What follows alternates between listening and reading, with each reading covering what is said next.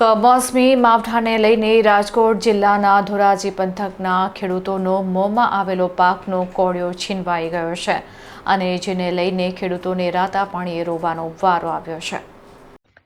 ગઈકાલે સાંજે અચાનક વાતાવરણમાં પલટો આવતા કમોસમી વરસાદ, ભારે પવન તેમજ ગાજવીજ સાથે ધોધમાર વરસાદ પડ્યો હતો ત્યારે ખેતરોમાં વાવેતર અને જણસીને ભારે નુકસાન પહોંચ્યું છે।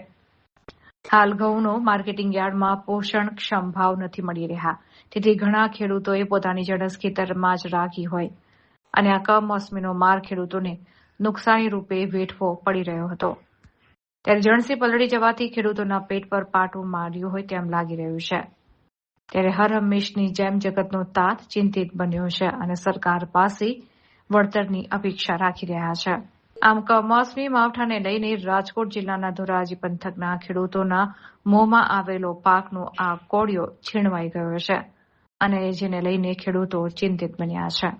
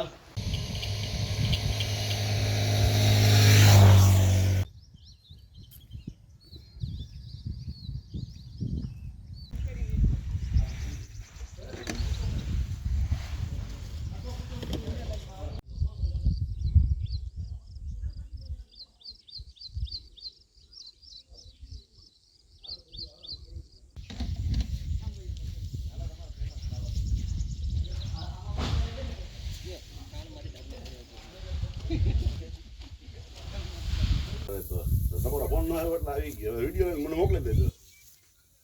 અહીં આવે છે આયરે છે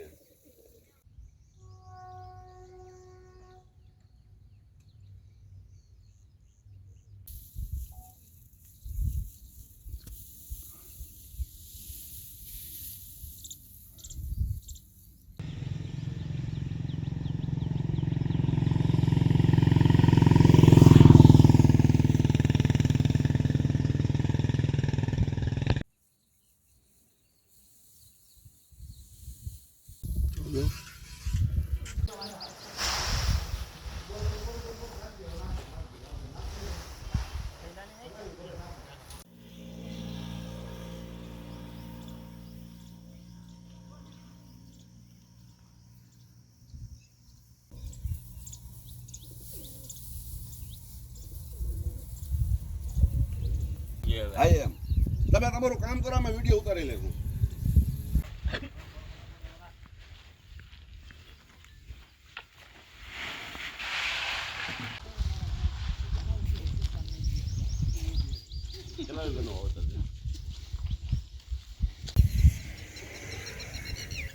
રેડી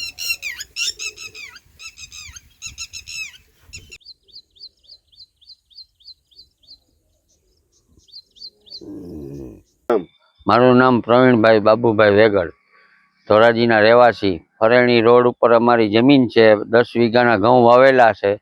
એ કાલે વાવાઝોડાને વરસાદથી ઢરીને નીચે પડી ગયા છે। હવે એ હાથમાં આવે 50%, તો અમને સરકાર વળતર આપવા વિનંતી કરી। કેટલો ખર્ચો કરેલો હોય છે? ખર્ચો 5000 વીઘે 5-6 હજારનો ખર્ચો કરેલો છે। નુકસાની કેવી આવશે? નુકસાની આવશે 30 થી 40-50% જેવી આવે, 40% જેવી। ખેડૂતોની હાલત કેવી છે અત્યારે? ખેડૂતની હાલતની વાત જવા દો, અત્યારે મજૂરી મળતા નથી, વાઢવાના પૈસા ન હોય, કટરવાળા અડધું બગડે। તમારું નામ? કિશોરભાઈ માનવભાઈ વેગડ। કાલે કમોસમી વરસાદ જે આવ્યો એના હિસાબે નુકસાની કેવી આવશે? કયા કયા પાકને નુકસાની છે? એટલે ઘઉં, ચણા, ધાણા અઢળક નુકસાની છે। ઘઉંમાં કેવી નુકસાની આવે છે અત્યારે? વીઘે 5-6 હજારનો ખર્ચો હોય। અને ઉતારો કેવો આવશે? ઉતારો ધૂળી ભેગી આવશે, એમાં શું ઉતારાનું કહેવાનું?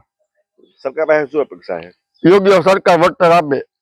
આ કમોસમી વરસાદ ખેડૂતોની હાલત કેવી છે અત્યારે? ડફોડી હાલત છે।